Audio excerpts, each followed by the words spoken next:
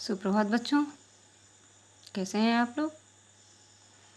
बच्चों, इसके पहले वीडियो में मैंने आप लोगों को कबीरदास जी के जीवन से संबंधित कुछ प्रमुख बातों को बताया था, किंतु आज मैं आप लोगों को कबीरदास जी की लिखित कुछ प्रमुख दोहों की व्याख्या बताऊंगी। आइए हम लोग देखते हैं कि कबीरदास जी अपनी उन दोहों के माध्यम से हमें क्या संदेश देना चाहते हैं।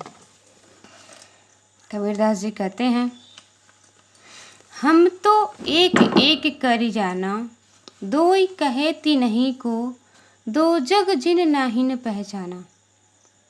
यहाँ कबीरदास जी मानव जाति को यह संदेश दे रहे हैं या मानव जाति से यह कहना चाह रहे हैं कि हे मनुष्य, हम तो केवल इतना ही जानते हैं कि ईश्वर एक ही है। वही ईश्वर, वही ब्रह्म प्रत्येक के जीव के अंदर विद्यमान है। और जो लोग यह कहते हैं कि ईश्वर अनेक हैं या ईश्वर के दो स्वरूप हैं, सत्य तो यह है कि वे लोग ईश्वर के सच्चे स्वरूप को जानते ही नहीं, पहचानते ही नहीं हैं। आगे कबीरदास जी कहते हैं, एकै पवन एकै पानी, एकै ज्योति समाना, एकै खाके गढ़े सब भाड़े, एकै कोहरा साना।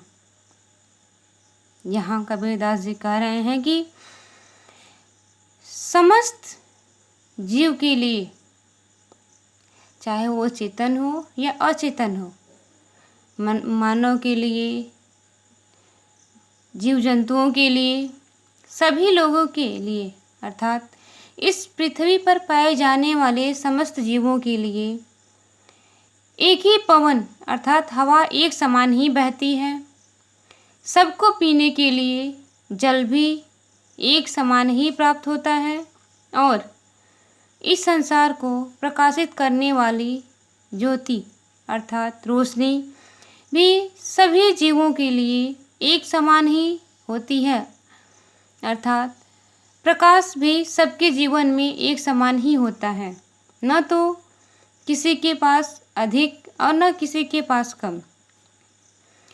हवा के लिए, पानी के लिए या फिर उस रोशनी के लिए मनुष्य के अमीरी गरीबी, ऊंच नीच, जाति पाति कोई मायने नहीं रखता।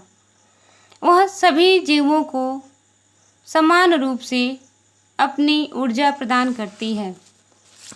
जिस प्रकार एक कुम्हार एक ही प्रकार की मिट्टी से अनेक प्रकार के बर्तन बनाता है और उसे एक ही कुंभ में, एक ही नाद में पकाता है, किंतु वे सभी बर्तन भिन्न भिन्न आकार के, भिन्न भिन्न प्रकार के होते हैं। ठीक उसी प्रकार ईश्वर भी एक ही है, जिसने सभी जीवों की रचना की है और अपने कर्म के अनुसार मनुष्य एक दूसरे से अलग है। आगे कबीरदास जी कहते हैं, जैसे बाढ़ी काष्ठे ही काटे, अग्नि न काटे कोई, सब घटी अंतर तू ही व्यापक, धरे स्वरूपे सोई। अर्थात जिस प्रकार बढ़ई केवल लकड़ी को ही काट सकता है, काष्ठ मीन्स लकड़ी को ही काट सकता है, आग को नहीं काट सकता, ठीक उसी प्रकार हमारे जीवन में आने वाली बाधाएं, समस्याएं या दुख केवल हमारे इस नश्वर शरीर का ही अंत कर सकते हैं। हाँ, उस शरीर के अंदर विद्यमान अजर और अमर आत्मा को कोई नुकसान नहीं पहुंचा सकते और वह ईश्वर जो हम प्रत्येक जीव के अंदर रहता है वह उस जीव के स्वरूप का हो जाता है, अर्थात उसी के रूप में दिखाई देता है। आगे कबीरदास जी कहते हैं, माया देखी के जगत लुभाना, काहे रे नर गरीबाना। निर्भय भया कछु नहीं व्यापे, कहे कबीर दीवाना। यहाँ कबीरदास जी कहते हैं कि यह संसार जो है वह मोह माया रूपी जाल में फंसा हुआ है, और माया रूपी में जाल में फंसकर, इस नश्वर संसार के मोह में फंसकर वह अपने जीवन का महत्वपूर्ण समय व्यर्थ गंवा रहा है। कबीरदास जी कहते हैं कि हे मनुष्य, जो व्यक्ति निर्भय होकर अर्थात जन्म मरण के बंधन से स्वयं को ऊपर उठाकर ईश्वर की भक्ति करता है, वही सच्चा मानव है। और मैंने जन्म और मरण का मोह त्याग दिया है। मुझे अपने जीवन से या जन्म से न तो कोई सुख होता है, खुशी मिलती है, और न ही मृत्यु पे मुझे दुख होगा।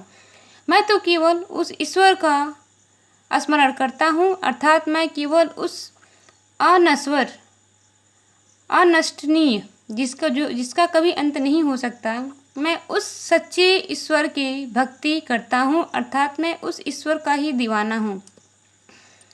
तो बच्चों, यहाँ पर कबीरदास जी ने सच्चे ईश्वर के सच्चे स्वरूप की भक्ति करने के लिए कहे हैं, और मोह माया रूपी संसार के बंधनों को त्याग कर मोक्ष की प्राप्ति के लिए प्रयासरत रहने के लिए कह रहे हैं।